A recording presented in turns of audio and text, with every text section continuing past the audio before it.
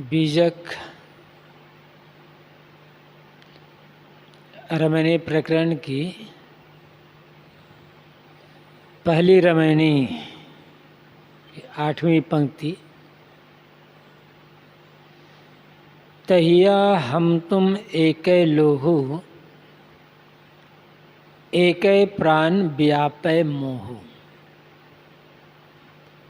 तहिया तब,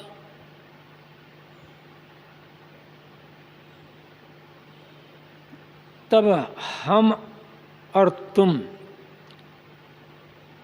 हमें और तुम में एक जैसा ही रक्त रहा है।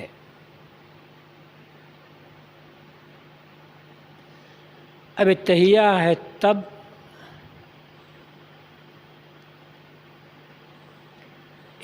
तहिया का अर्थ क्या है? तहिया का अर्थ तब हुआ। साहब ने अनेक जगह कहा है। 7वीं रमैनी में ही है कि तहिया होते पवन ने पानी, तहिया सृष्टि कौन उत्पानी। यहाँ पर तहिया तब का अर्थ क्या है? किसके लिए साहब कर रहे हैं कि तब और हम में और तुम्हें, मुझ में और तुझ में, सब में एक ही समान रक्त रहा है, या एक ही समान रक्त से सबका निर्माण हुआ है।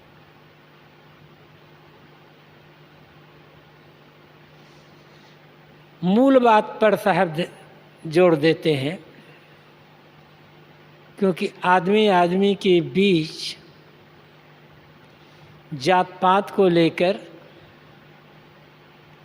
मत मजहब को लेकर एक बहुत बड़ी दीवार खड़ी कर दी गई थी, या कहना चाहिए एक बड़ी गहरी खाई पैदा कर दी गई थी।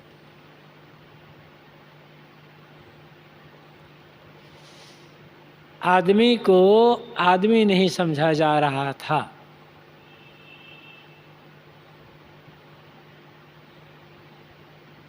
आदमी के गुण कर्म आचरण से कोई मतलब नहीं रह गया। जन्मना जाति के आधार पर आदमी को छोटा बड़ा माना जाने लगा।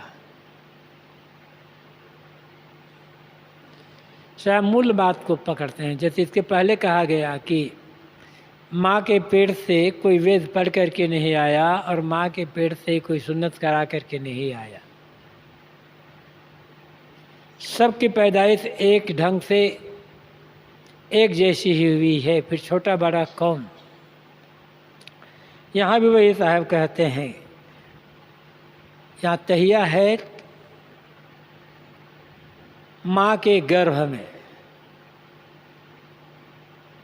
सबके शरीर का निर्माण एक जैसे रजवीर से ही होता है। सबके शरीर में एक जैसा ही खून दौड़ता है। ये तहिया का अर्थ यहाँ पर गर्भावस्था, गर्भ की बात है।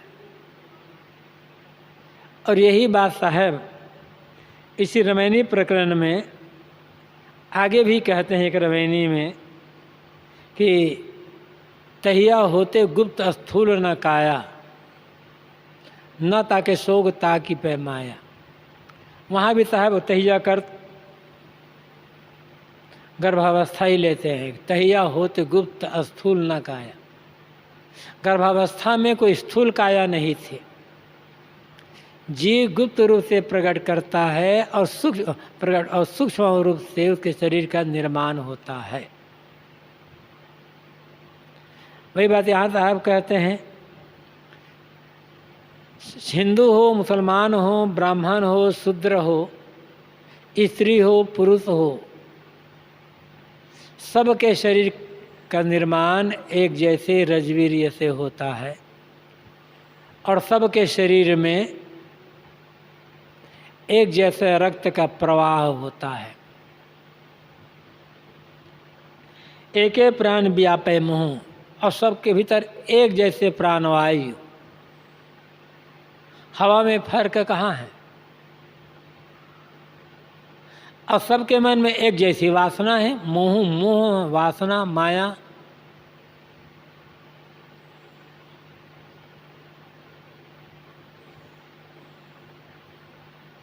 माया में भी कोई फर्क है नहीं, वासना में भी फर्क है नहीं।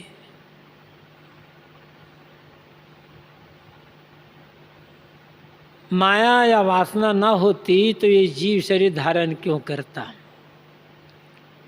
गर्भावस्था में सभी हिंदू, मुसलमान, ब्राह्मण, शूद्र, स्त्री, पुरुष मोह अर्थात मूढ़ अवस्था में पड़े होते हैं।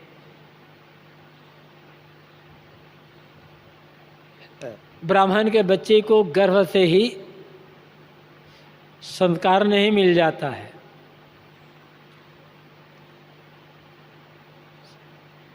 तो मूल बात साहब कहते हैं कि माँ के गर्भ में सबके शरीर का निर्माण एक जैसे रजवीर्य से होता है, सबके शरीर में एक जैसे रक्त का प्रवाह होता है, सबके शरीर में सबके एक जैसे प्राणवायु है और सभी लोग वहाँ पर मूढ़ अवस्था में पड़े होते हैं, वासना से मोह से ग्रस्त रहते हैं। और आगे साहब इसको और कह देते हैं, एक जनी जना संसारा कौन ज्ञान से भयो निनारा। एक जनी, जनी जन्म देने वाले, जना पिता, जनी माँ, एक जैसे माता पिता से सबका जन्म होता है।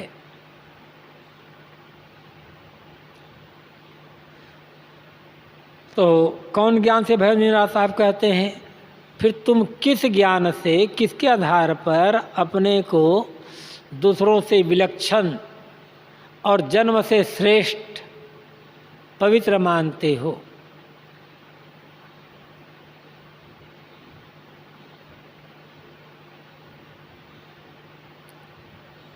अमुक अमुक वर्ण में, अमुक जाति में जो पैदा हुआ, जन्म से ही वो उच्च है, पवित्र है, पूज्य है।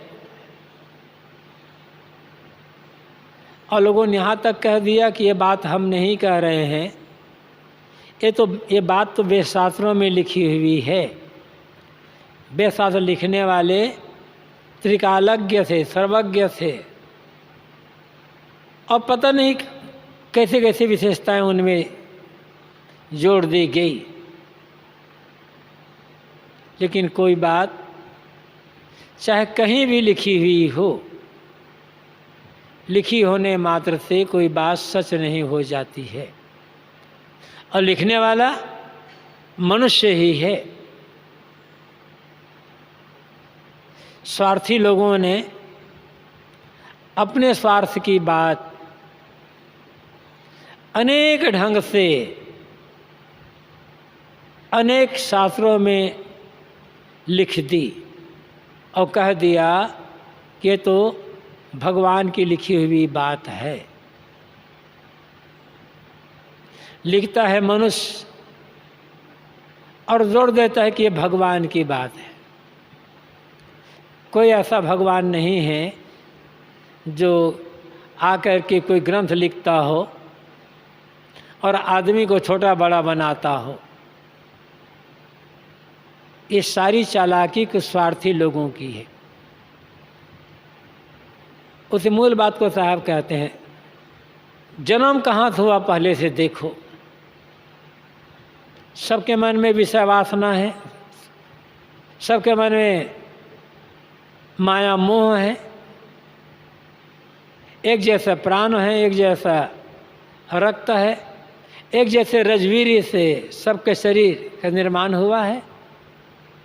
हिंदू स्त्री पुरुष का रजवीर्य अलग किस्म के होते हैं, मुसलमान स्त्री पुरुष का रजवीर्य अलग किस्म के होते हैं। ऐसे ब्राह्मण और शूद्र स्त्री पुरुषों के रजवीर्य अलग अलग होते हैं। ऐसा तो है नहीं, सबके एक जैसा है। फर्क कहाँ है?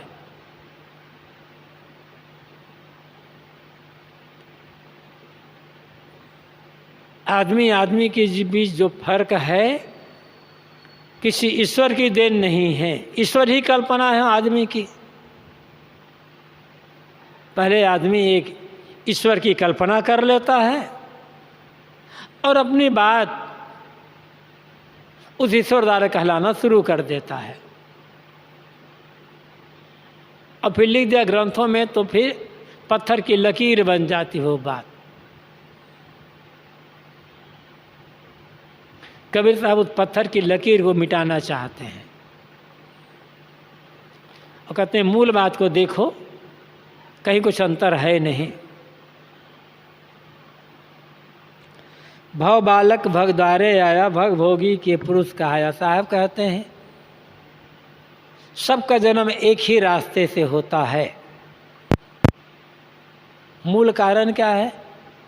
सबके मन में वासना और पैदा होने पर पालन पोषण हुआ, धीरे धीरे बड़ा हुआ, अब बड़ा होकर के फिर उसी विषय वासना में आदमी आसक्त हो जाता है। स्त्री हो पुरुष हो कोई हो, बिना वासना के किसी का शरीर बनेगा नहीं। वासना ना होती तो जीव गर्भ में ही जाता क्यों? वासना के कारण से ही गर्भ में जाता है। और जब बड़ा हो जाता है तो फिर उसी विषय वासना में प्रेम करने लग जाता है।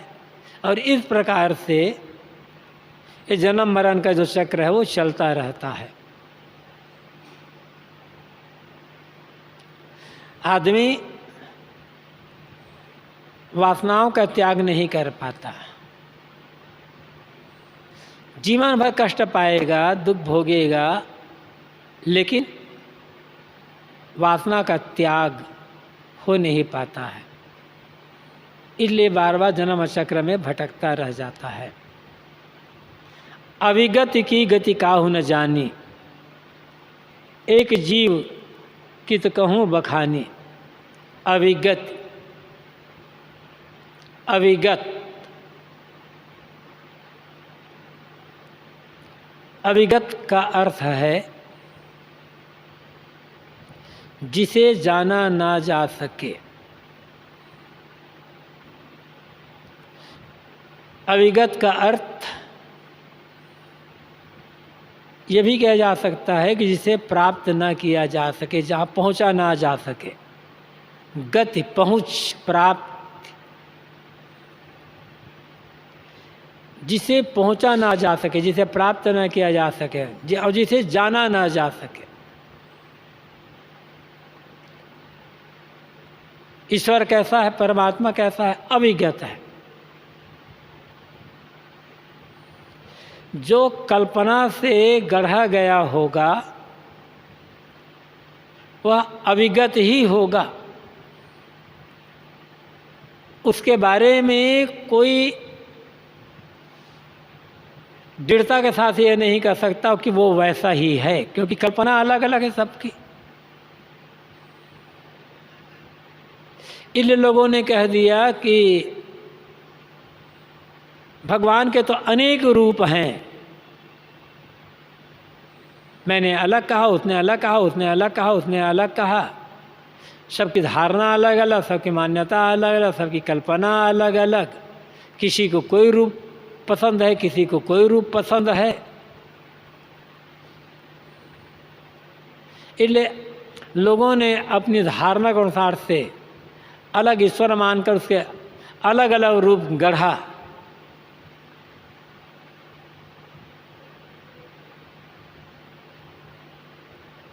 और जब अनेक रूप हो गए तब कह दिया गया कि ईश्वर अविगत है, उसे जाना नहीं जा सकता। ऊपर कहीं आकाश में है या सर्वव्यापक है। साहब कहते हैं उसकी वास्तविकता, गति, यहाँ गति का अर्थ है रहस्य, भेद, वास्तविकता। कोई समझ नहीं पाया और समझ पाएगा भी नहीं। बस महिमा महिमा महिमा करते चले जाएंगे, लेकिन हकीकत क्या है पता नहीं। नेति नेति कह दिया गया कि इतना ही नहीं, इससे और आगे है। इसीलिए केनोपनिषद ऋषि ने कह दिया, न ततो चक्षुर गच्छति न वाग गच्छति नो मनो न विद्वो न विजानिमो। और आगे और एक है वहाँ आंखें नहीं पहुँचती, मन नहीं पहुँचता, वाणी नहीं पहुँचती, उसे जाना नहीं जा सकता। और ज्ञात से भी परे है, अज्ञात से भी परे है।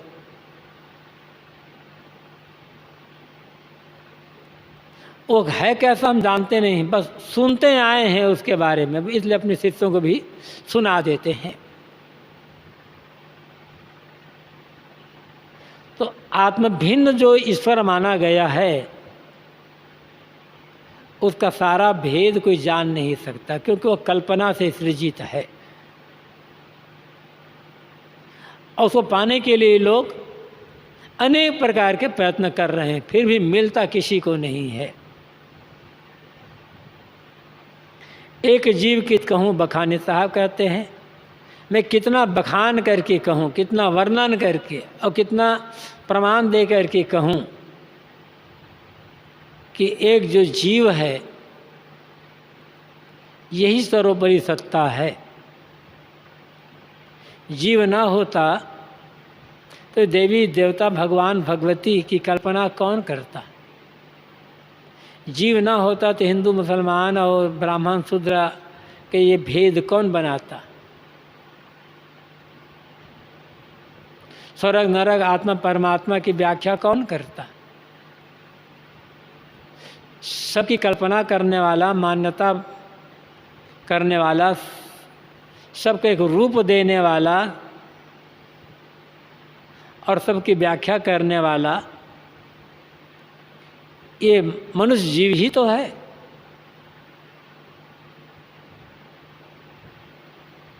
तो साहब कहते हैं, मैं कितना वर्णन करके कहूँ, जिस जीव को तुम तुच्छ कहते हो, जिस जीव को तुम अल्पज्ञ और नाना और किंचिज्ञ कहते हो, असमर्थ कहते हो, वही जीव ही सबकी कल्पना करने वाला है। जिस जीव को तुम अल्पज्ञ कह रहे हो, उसी अल्पज्ञ जीव ने ही सर्वज्ञ की कल्पना की है। जिस जीव को तुम असमर्थ कह रहे हो, उसी असमर्थ जीव ने ही सर्वशक्तिमान की कल्पना की। ये असमर्थ जीव ना होता तो सर्वशक्तिमान की कल्पना भी ना होती। लेकिन चूंकि जीव को स्वयं अपने स्वरूप का पता नहीं है, अपनी महत्ता का पता नहीं है, वह अनेक प्रकार की वासनाओं से, अनेक प्रकार की आदतों से, मोह माया से घिरा होने के कारण सदैव दुख का अनुभव करता है, अतृप्ति का अनुभव करता है। उसकी आदतें उसको कमज़ोर बनाती चली जाती है और उसकी इच्छा पूरी नहीं होती, इसलिए वो एक अलग सत्ता की कल्पना कर लेता है और मान लेता है कि वही सब कुछ है। साहब कहते हैं, एक जीव की कहूँ बखानी, कितना बखान करके कहूँ, मैं कितना वर्णन करके कहूँ कि जो एक जीव है यही सर्वोपरि है, अलग से और कुछ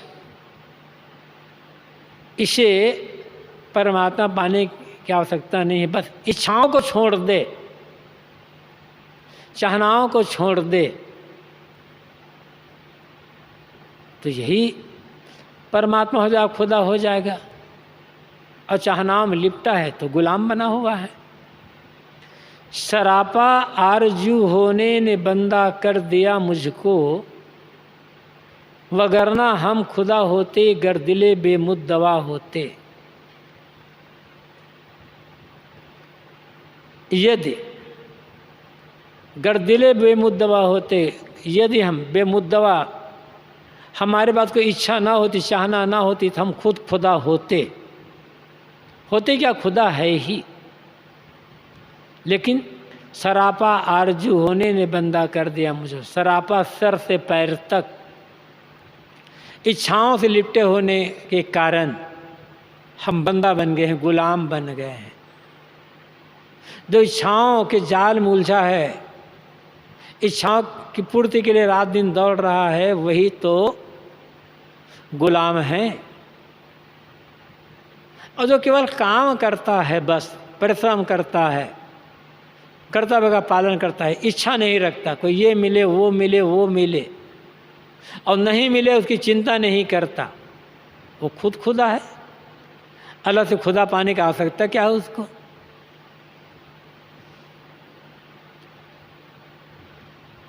लेकिन अपने को पता ही नहीं इसका। बीजक के कुछ पाठों में यहाँ एक जीव की जगह एक जीव है कि एक जीव कित कहूँ बखानी, क्योंकि अविगत की गति काहू न जानी। जो अविगत है, अज्ञात, उसका रहस्य कोई जान नहीं पाया। एक जीभ से, एक जीवा से मैं कितना वर्णन करके कहूँ, उसका तो वर्णन ही नहीं हो सकता है। इसका ऐसा अर्थ होगा, जीभ अधिकार रखेंगे तब। लेकिन फिर आगे कहा गया, जो मुख होय जीभ 10 लाखा, तो कोई आए महंतो भाखा। यदि किसी के मुख में 10 लाख जीवा हो, तो वही आकर के उस महान ईश्वर का वर्णन कर सकता है, उसका भेद वही बता सकता है। लेकिन ये भी कल्पना ही है। किसी के मुख में 10 लाख जीवा नहीं हो सकती है। 10 लाख जीवा की कल्पना करने वाला ये जीव ही है।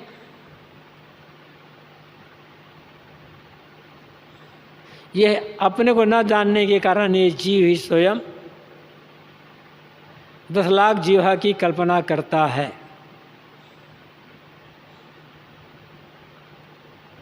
कौन कौन सिर गिरा करके बैठा हुआ है?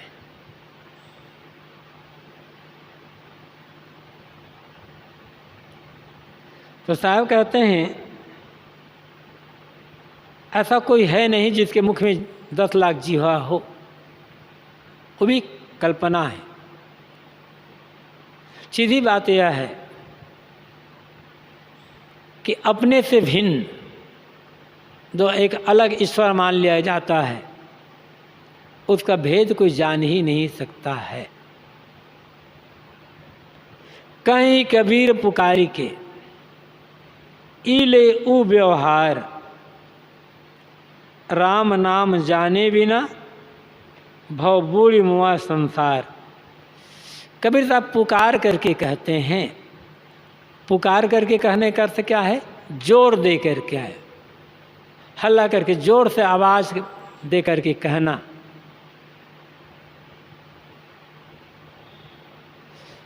क्यों?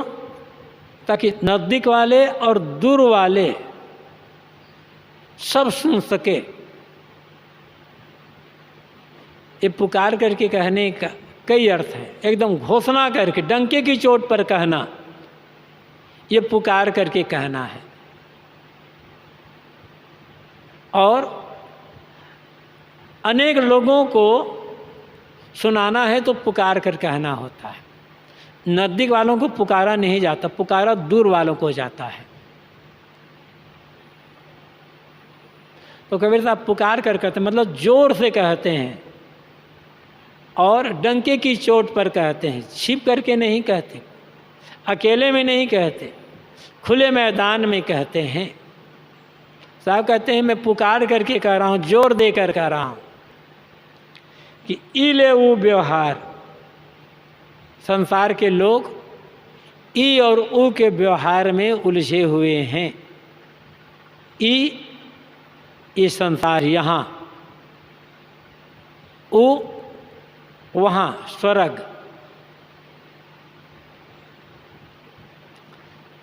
संसार के प्राणी पदार्थों के मोह में और उनसे मिलने वाले सुख के मोह में, और इससे ऊपर उठे तब आकाश में स्वर्ग मान करके वहाँ के सुख के मोह में सभी लोग उलझे हुए हैं। साहब सहज ढंग से ई और ऊ कहते हैं। इसको संस्कृत में इह मूत्र कहा गया है। इह अमूत्र, इह यहाँ अमूत्र वहाँ, मतलब ई का अर्थ होता है संसार,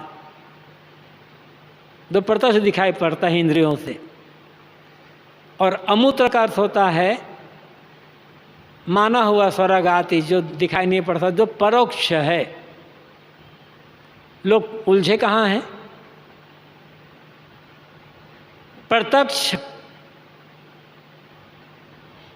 पांचों ज्ञानेंद्रियों से प्रतीत होने वाले संसार के मोह में। आँख, नाक, कान, जीव, त्वचा, ये पांच जो ज्ञानेंद्रियां हैं, इनसे जो कुछ भी हमें देखने सुनने में आता है वो सब ई के अंदर आ जाता है। ये संसार के भीतर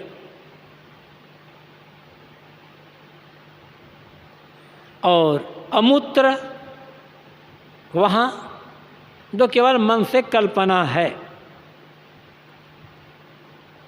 पारखी भाषा में कहें तो खानी बानी जाल।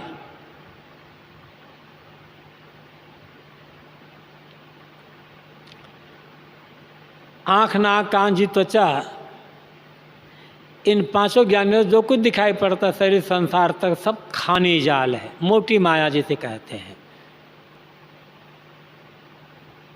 और मन से जो कल्पना करते हैं, जो इंद्रियों से पकड़ में नहीं आ सकता, जाना नहीं जा सकता, स्वर्ग है, देवी है, देवता है, भगवान भगवती है, ये सब वाणी जाल है, झीनी माया। और इनमें से कहीं स्थिरता नहीं है। झीनी माया है, वाणी जाल, वो तो कल्पना है ही, लेकिन कितने कितने भ्रम उसमें भी है। शास्त्रों का जाल देखो, अरे संसार की माया तो छूट जाती है, ये देवी देवादि स्वर्ग आदि की माया छूटना बड़ा कठिन है। और स्थिर कोई नहीं रहने वाला है। खानी बानी खोज देखो, स्थिर कोई ना रहा है, स्थिरता कहीं है ही नहीं। सब परिवर्तनशील है, सब क्षण भंगुर है, लेकिन सब लोग उसी में उलझे हुए हैं। तो साहब कहते हैं, कहीं कबीर पुकार के इले व्यवहार। तो साहब पुकार कर कहते हैं, मनुष्य दुनिया के लोग खानी जाल मोटी माया, राग रंग इस मोह माया में उलझे हुए हैं। और इससे पर उठे तो वाणी जाल, देवी देवादि को खुद चक्कर में, स्वर्ग आदि पांच चक्कर में उलझे हुए हैं। न तो लोग इस मोटी माया, सांसारिक मोह माया विषय वासना का त्याग कर पा रहे हैं, और न ही अपने मन की कल्पना का त्याग कर पा रहे हैं। पुकार रहे हैं कोई हमें बचा ले, लेकिन बचाने वाला कोई आएगा नहीं। राम नाम जाने बिना भव बूढ़ी मुआ संसार। साहब कहते हैं, राम नाम को जाने बिना संसार के लोग भवसागर में डूब करके मर रहे हैं। यहाँ राम नाम जानने की बात कहते हैं साहब, राम नाम रटने की बात नहीं कहते, और राम नाम मानने की बात नहीं कहते। कहते हैं राम नाम क्या है, इसको जानो, राम नाम की वास्तविकता क्या है, इसको जानो।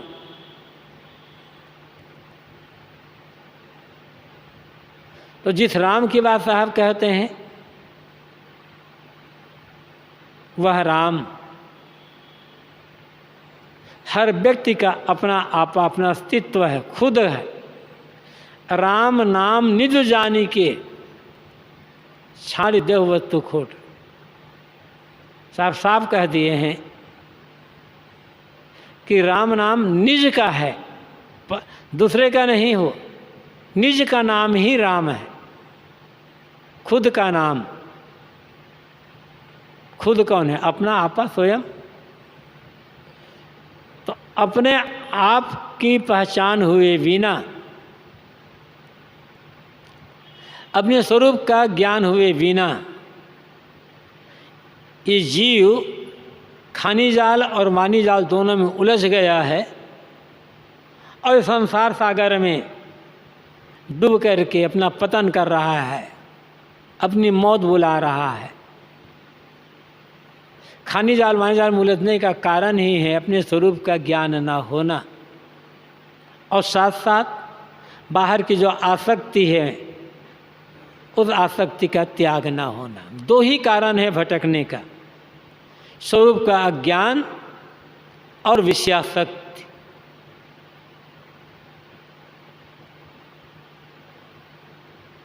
और जब तक दोनों का त्याग नहीं होगा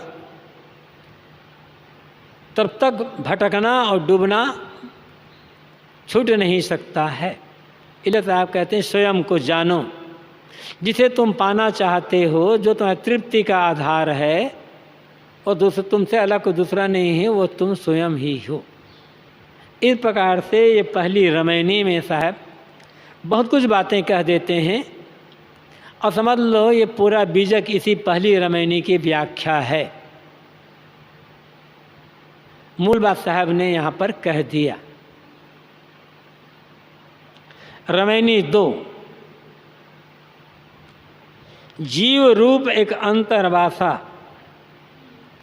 अंतर ज्योति कीन परकासा, इच्छा रूप नारी अवतरी, तासु नाम गायत्री धरी। तेहि नारी के पुत्र तिन भयो, ब्रह्मा विष्णु महेश्वर नाऊं। फिर ब्रह्मे पूछल महतारी, को तोर पुरुष के करी तुम नारी। तुम हम तुम और न कोई, तुम ही तो पुरुष हमें तुर जोई। बाप पुत्र की एक नारी एक माए बियाए, ऐसा पुत सपूत न देखा जो बापें चिन्हे धाय। जीव रूप एक जीव पदार्थ, जीव द्रव्य, जीव तत्व कहाँ है? अंतर्वासा, भीतर निवास कर रहा है। हर मनुष्य के अंदर हृदय में जीव बैठा हुआ है।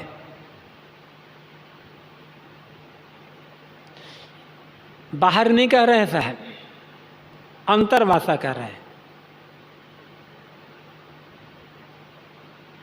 उसी को फिर कह दिया कि अंतर ज्योति किन प्रकाशा। पहली रमैनी की शुरुआत में भी अंतर ज्योति की बात साहब कहे हैं।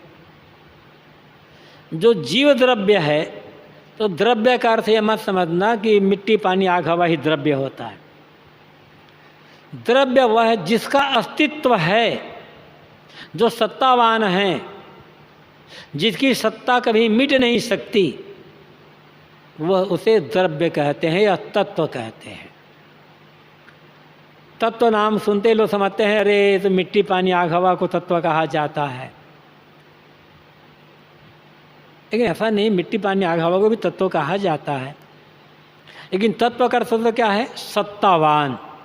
और जीव की सत्ता है और शून्य तो है नहीं जीव, इसलिए जीव द्रव्य भी कह देते हैं, जीव तत्व भी कह दिया जाता है। इसलिए साहब जीव रूप कहा है। रूप मतलब पदार्थ, पदार्थ मतलब द्रव्य।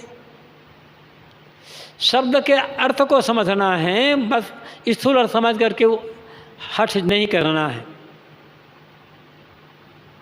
जिसे यहाँ साहब ने जीव रूप कहा है, उसी को दूसरी साखी में कहा है जो चाहो निज तत्व को। निज तत्व की बात आई, वो निज तत्व ही यहाँ जीव रूप है।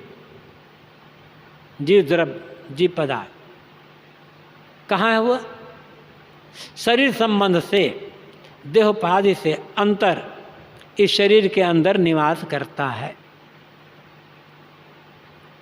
अंतर ज्योति की न प्रकाशा, और क्या वो है? कैसा है? ज्योतित है।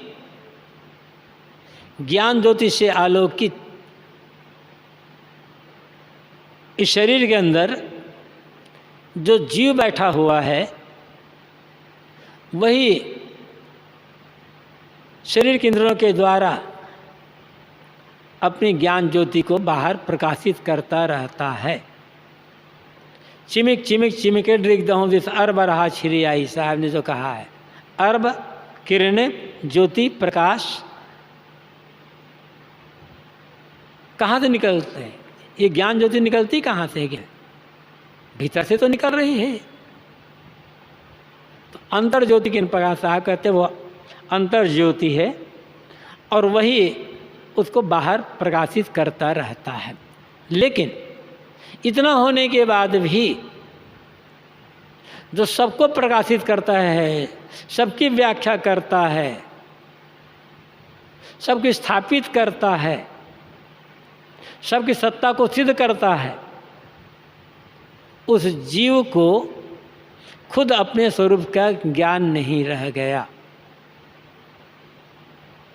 अपनी मान्यताओं में, अपनी कल्पनाओं में उलझ गया हुआ,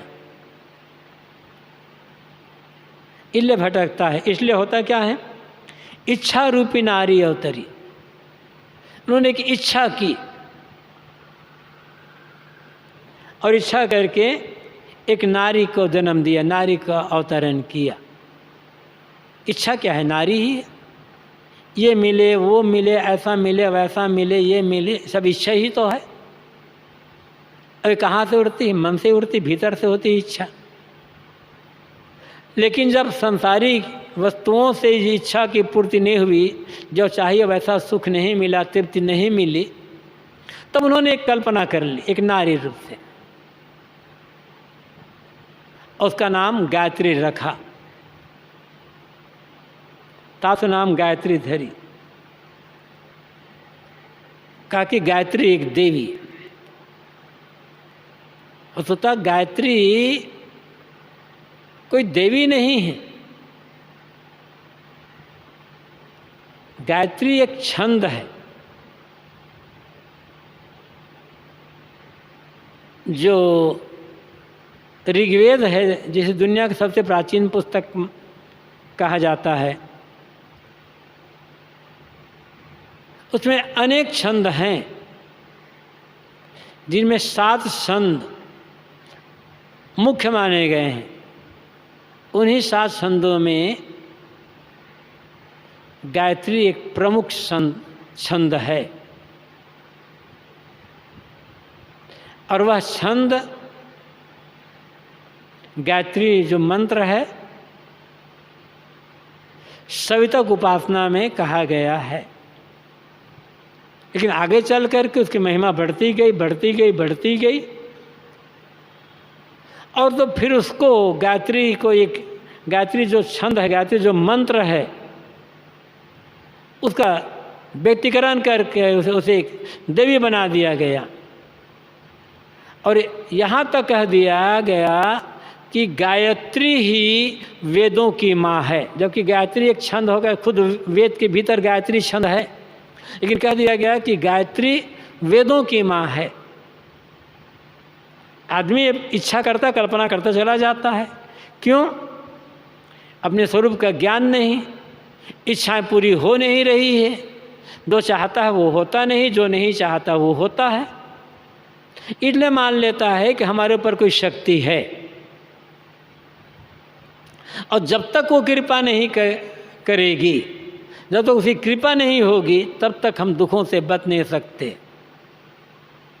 दुखों से बचना है, अपनी इच्छाओं को पूरा करना है, तृप्त होना है, तो उसकी उपासना करनी होगी, उस शक्ति को खुश करना होगा। आदमी यहाँ से एक गायत्री की कल्पना कर लेता है, एक शक्ति की उपासना। पहले शक्ति का रूप गढ़ा और फिर शक्ति को एक नाम दे दिया गया कि उसका नाम गायत्री है। जबकि गायत्री एक छंद है और बहुत से गायत्री है उसमें, मंत्र है उसमें, लेकिन सबसे प्रसिद्ध जो है तत्सवितुर्वरेण्यम भर्गो देवस्य धीमहि धियो यो नः प्रचोदयात्। ये ऋग्वेद के तीसरे मंडल का 62वें सूत्र के 10वां मंत्र है। और यहाँ पर ऋग्वेद में ओम भूर्भुवः स्वः ये नहीं है। ओम भूर्भुवः स्वः मिलाने पर यह मंत्र गायत्री मंत्र नहीं रह जाता, फिर दूसरा मंत्र हो जाएगा। लेकिन महिमा चल गई है, इसलिए गायत्री मंत्र करते होता है ओम भूर्भुवः स्वः से ही गायत्री मंत्र को मानते हैं लोग, शुरू करते हैं। लेकिन मूल ऋग्वेद में ओम भूर्भुवः स्वः नहीं है। तत्सवितुर्वरेण्यम भर्गो देवस्य धीमहि धियो यो नः प्रचोदयात्, इतना ही है। लेकिन यही मंत्र जब यजुर्वेद में चला गया, यजुर्वेद का जब संकलन किया गया तब भी इस मंत्र को रखा गया। वहाँ पर भूर्भुवः स्वः जोड़ दिया गया, ओम वहाँ भी नहीं जुड़ा है। लेकिन धीरे धीरे महिमा बढ़ती गई, ओम की महिमा बढ़ी, फिर उसी से सबको जोड़ दिया गया और कहा गया कि बस यही मंत्र सब कुछ का देने वाला है, सारी इच्छा की पूर्ति इससे हो जाएगी, क्योंकि ये वेदों की माँ है, आदि स्वरूपा शक्ति है। कल्पना करके उसका रूप कर लिया गया। तो ये जीव द्रव्य जो जीव बैठा है भीतर, अपने स्वरूप का ज्ञान न होने के कारण अपनी ज्ञान ज्योति फैला रहा है, इच्छाओं के जाल में पड़ तमाम इच्छाएं करता है। इच्छाएं पूरी नहीं हो जाए तो एक शक्ति की कल्पना करता है, और शक्ति की कृपा से हमारी इच्छाएं पूरी होगी। फिर उस शक्ति को नाम इच्छा करके पैदा किया, उसका नाम गायत्री रख लिया और कहा गया कि वो सारे वेदों की माँ वही है और सत्य स्वरूपा है, उसको उपासना से कल्याण हो जाएगा। तेहि नारी के पुत्र तीन भयु ब्रह्मा विष्णु महेश्वर नाम। उस गायत्री रूपी नारी के 3 पुत्र पैदा हुए, जिनके नाम ब्रह्मा विष्णु और महादेव है। तो गायत्री तो एक छंद है, उससे कोई बच्चा कैसे पैदा होगा? तो जब गायत्री को वेदों की माँ मान लिया गया, आदिशक्ति मान लिया गया, तब उससे बच्चा पैदा कर लेना तो बहुत ही आसान बात है। या ये कह सकते हैं कि ब्रह्मा विष्णु महेश ये तीनों उस गायत्री की महिमा के प्रचार करने वाले हुए। शिष्यों को भी पुत्र कहा जाता है ना। विरक्त परंपरा में, साधु मार्ग में शिष्य को भी तो पुत्र कहा जाता है। तो मानो ये ब्रह्मा विष्णु महेश ये तीनों गायत्री के उपासक हुए। इन्होंने तीनों ने गायत्री की उपासना की और उसका खूब प्रचार किया। इसलिए कह दिया गया कि ब्रह्मा विष्णु महेश इस गायत्री के 3 पुत्र हुए। सब लक्षणा का अर्थ कथन है ये। फिर ब्रह्मा पूछल महतारी को तुर पुरुष के कर तुम नारी। फिर ब्रह्मा ने पूछा, क्योंकि ब्रह्मा तीनों में बड़े हैं और ब्रह्मा को माना गया है रजोगुणी, रजोगुण का प्रतिक्रियाशील। इसी सारे प्रकार में भी आया अंत में ब्रह्मा पूछे जननी से कर जोरे शीश नवाए, कौन वर्ण व पुरुष है माता को समझा। वही बात यही है। फिर ब्रह्मा पूछल मातारी को तो पुरुष के कर तुम नारी। अधिक रजोगुणी होने से, क्रियाशील होने से ब्रह्मा ने अपनी माँ गायत्री से पूछा कि ये माँ तुम्हारा पति कौन है और तुम किसकी पत्नी हो?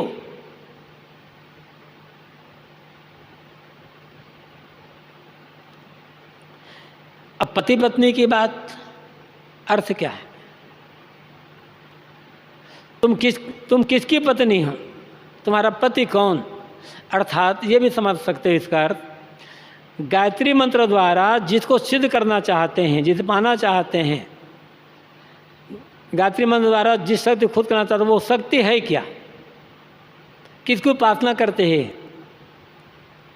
उसका गायत्री में कहा गया कि गायत्री जो है, ऋग्वेद में गायत्री मंत्र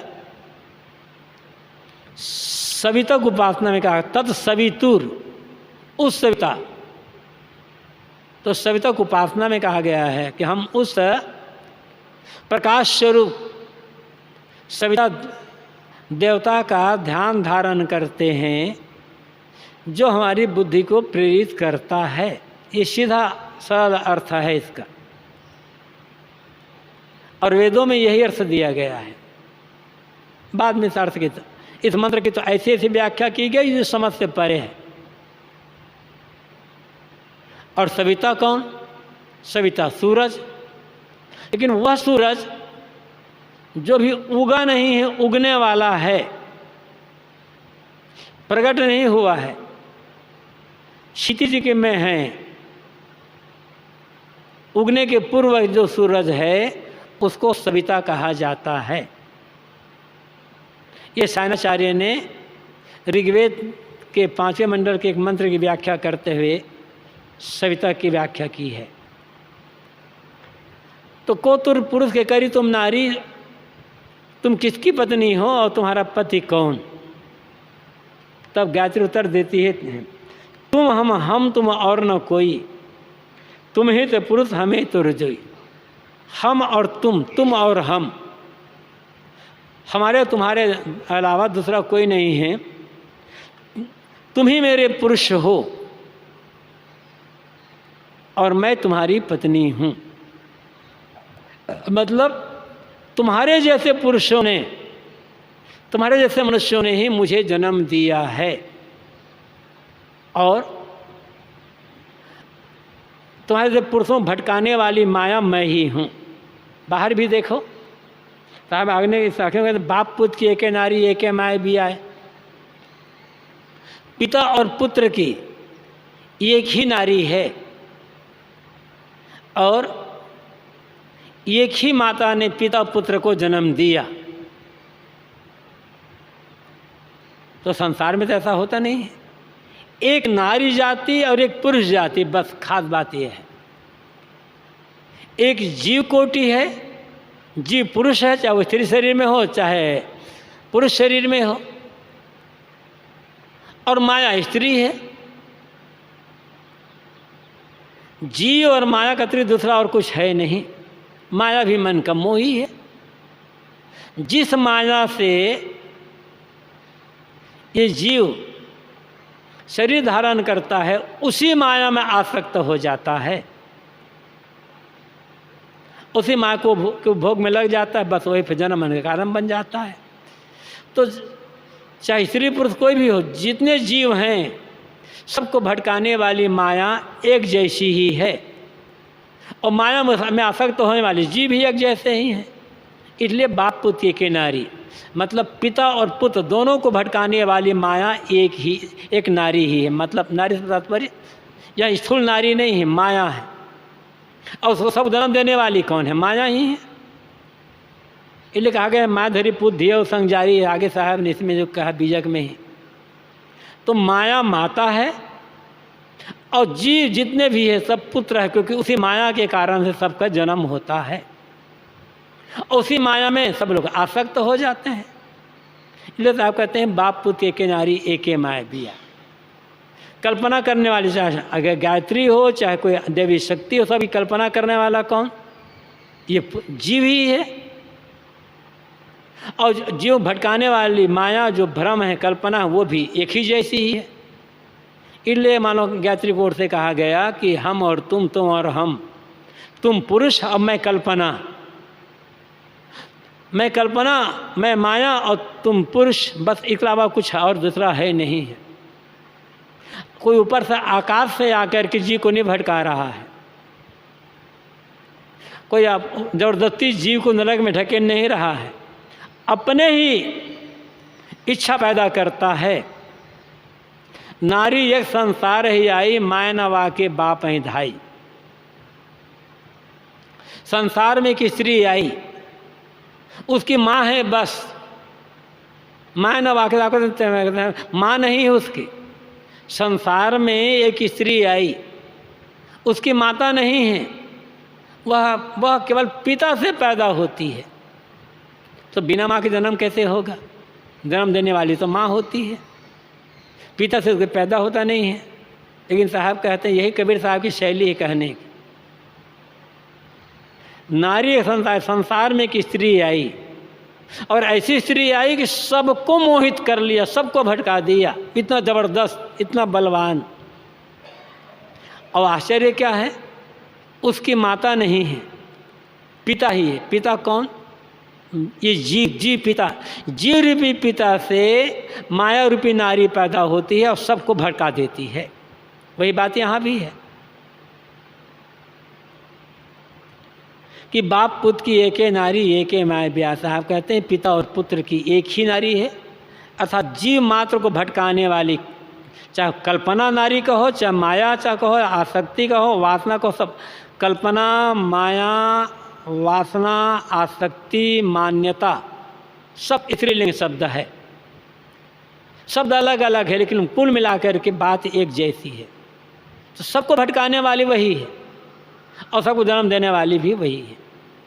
इसलिए हम तुम हम तुम और न कोई, तुम ही पुरुष समेत हो। जो माया कहती है कि हम और तुम और हम, एक जीव एक माया, एक प्रकृति एक पुरुष, बस यही दो है, तीसरा और कोई बीच में है नहीं। ऐसा पुत सपूत न देखा बाप चिन्हे धाय, लेकिन ऐसा कोई सपूत दिखाई नहीं पड़ता, ऐसा कोई सुज्ञ और विवेकी जीव दिखाई नहीं पड़ता जो खोजबीन करके इस माया रूपी नारी को जन्म देने वाले जीव की वास्तविकता समझ ले, अर्थात जो अपने आप को समझ ले। इस पंक्ति में साहब का भाव यह है, जो सारी आसक्ति को या सारी माया और सारी वासना को छोड़ करके सबसे अलग हो जाए और अपने को पहचान, अपने में स्थित हो जाए, वही मनुष्य सपूत है। उसने मनुष्य जीवन, मनुष्य पाने को सार्थक कर लिया है। इस रामायणी में बस इतना ही खास बात है कि हर मनुष्य के भीतर एक जीव पदार्थ निवास कर रहा है, जीव द्रव्य, जीव तत्व निवास कर रहा है। अपनी ज्ञान ज्योति को फैला तो रहा है लेकिन स्वयं को समझ नहीं पा रहा है, इसलिए कल्पना करता है अपनी इच्छाओं को पूरा करने के लिए। कोई एक आदि शक्ति दैवी की कातरी कल्पना करता है, उसी को उपासना कर लेता है और उसी में आसक्त होकर उसी मान्यता में जीवन भर भूलता रह जाता है। समझ नहीं पाता कि इस गायत्री रूपी जो शक्ति है, इसको मैंने ही कल्पना करके खड़ा किया है। लेकिन जो सारी कल्पनाओं को त्याग करके अपने आप में स्थित हो जाए, वही सुपुत्र है, वही सुविज्ञ है, वही विवेकी है, और उसी की उपासना करना और उसी का मानव जीवन पाना सार्थक होता है।